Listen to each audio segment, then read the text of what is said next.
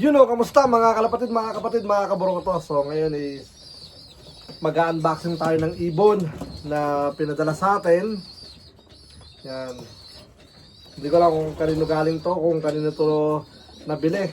Shoutout nga pala kay Ligar Salvador na taga Guam. Dahil meron siya ritong 3 ibon na puro best kitten.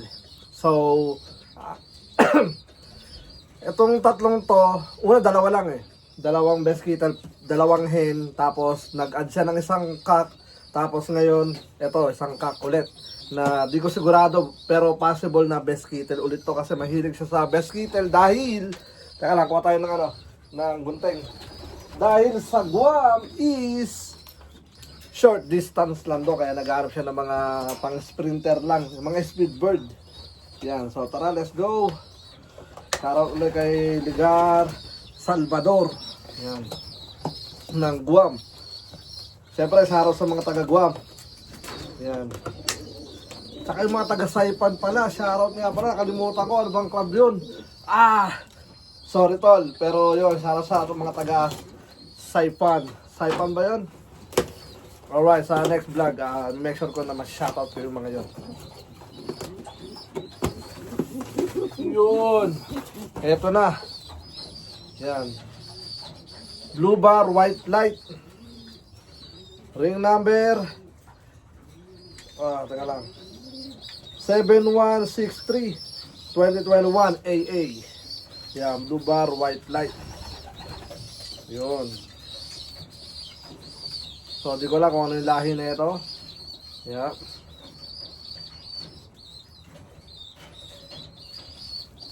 So, nalagay ko to doon sa baba para makapagpahinga. Lakas.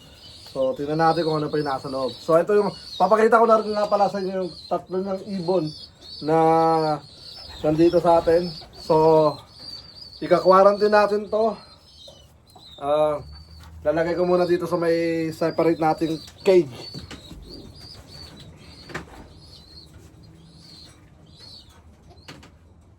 Yep. Tapos, bibigyan ko siya ng maiinom niya.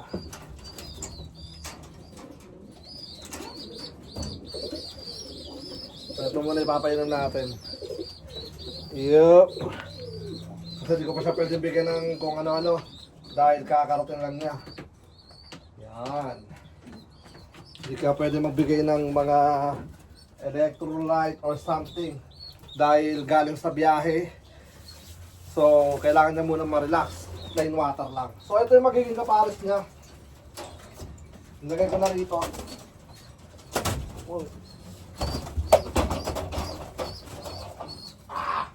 Easy.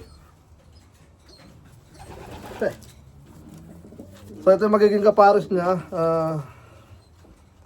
Hen. Best kitten. Nagulipak pa kasi lumipad dun, mailap. Yan, ito yung magiging kapares niya. Ring number 35. Galing to sa USPC. Yan. 35.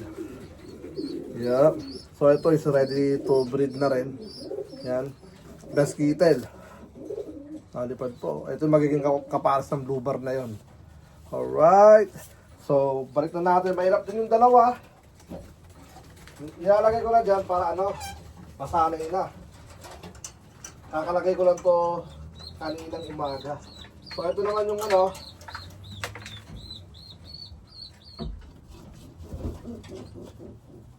ito yung hen. Easy buddy. Yep. Ito yung hen, best kitten din. Ito yung kasabay ng isang number 35 kanina na dumating dito. Number 55 USPC. Yan. Ito yung hen. Yan o. Best kitten. So, ang best kitten daw kasi mga dito mga sprinter, mga speed bird. Kaya gusto niya subukan doon sa arena. Alright, so ito yung isa. Wow, easy. Ang ilap po. Hindi kasi natin nahawakan. Yan, blue check.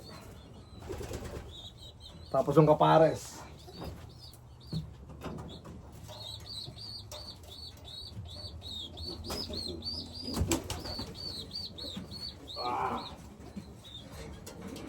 Ito yung cup.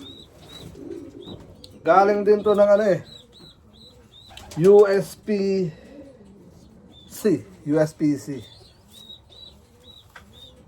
Ayun naman yung sa AA. Di ko alam kung saan nakuha yun. Yeah. Yup, ito yung cock na best kitten. So itong mga to, ibibreed natin to for egg lang, ipapadala sa Guam. Tapos sabi ko sa kanya, sabi ko kay Salvador na subukan natin magpabuhay, ilaro niya sa one low price. So ito yung cock. Alright.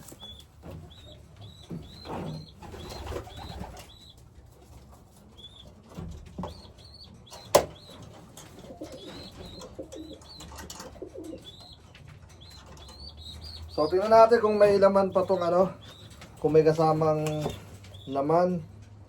Walang kasama.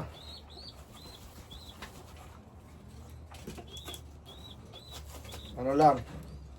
Kasi yung tatlo may mga pedigree, ito wala. So di ko alam kung anong lahi nung isa na yun. So tingnan natin. Tanong ko na lang si ano, si Utol Salvador. Yan. Alright, so yun na nga mga tol. Update dito sa kampo natin, wala tayong masyadong update. Sa kabila, ganun din. Doon sa dugong maharlika natin, ang dami nag-PM, ang dami gustong bumili. Pero sabi ko, di sila for sale. Yung isa, kasi sabi ko nga, nabanggit ko doon sa isa na ile-let go ko yung isa, yung ano, yung maharlika sablon. Pero ang bala ko na lang doon is ipamimigay ko na lang siya sa solid supporter natin dito sa US. Sa US dahil ano, sa Pilipinas kasi ano, sa Pilipinas is wala pang matinong broker talaga na sure ball na makakarating doon sa Pilipinas. So waiting pa rin ako, sana one day magkaroon ng ano, tawag dito, katiwala. Kumbaga sure ball. Kung sabi, sure ball na ano, makakarating sa Pilipinas. So, yeah, meron nagpadala na, ano lang muna, anonymous, ano yun, nabubulol. Anonymous, kumbaga ayaw muna nilang magpakilala kasi gusto muna nilang i-make sure na makakarating sa Pilipinas. So, yun, sana makarating para pag nakarating, tayo naman yung sunod na magpapadala. Kasi ganun ako eh, pag may mga bagong broker, gusto ko send muna sila ng una, pangalawa tayo dahil nadala na tayo noong 2023 yata yun, noong 2022, mga ganun, around, mga 2023 siguro, nagpadala tayo ng 2 ibon, yung isa tumapos pa sa ano yun, sa $1 million race, tapos full sibling pa ng mga ano natin, na mga winner, tapos yung sa maharlika, nakarating ng Pilipinas, pagkakaalala ko na videoan pa nila Alarcon yun pero hindi pinalabas dahil meron daw yatang ano, kulang na papel or something. And then kalaunan, sabi ng mga broker sa Pilipinas or custom is wala na daw yung ibon kasi tawag dito, nung una pinapakain pa daw pero kalaunan sinabi sa akin ng ano na pinatay daw yung mga ibon dahil hindi na sinip back dito sa US. Pero wala tayong ebidensya, wala tayong patunay kung ano ba talaga yung tunay na nangyari dun sa tawag dito, hindi pa yung ano, mailap. Tunay na nangyari dun sa mga ibon natin, grabe. But yung broker, daming dahilan, may abogado daw, yung tao daw niya doon sa Pilipinas ang nagkaroon ng problema, kulang daw sa papel or something. And then, yun na nga, may abogado daw, magkakaroon daw kami ng money back, pero ilang taon na, walang paramdam. But, yeah, karma na lang siguro. Good karma o bad karma. Parehas naman kami nalugi, pero kami mas lugi kasi nagbayad kami ng shipping, bayad kami ng per head, tapos, ibon pa namin, tapos ganun lang yung naging nangyari. So, yun na nga, shoutout ulit kay, kay Salvador at good luck. Soon, breed na natin yung baba. Make sure ko lang na all goods yung ibon mong bagong dating at ready to go.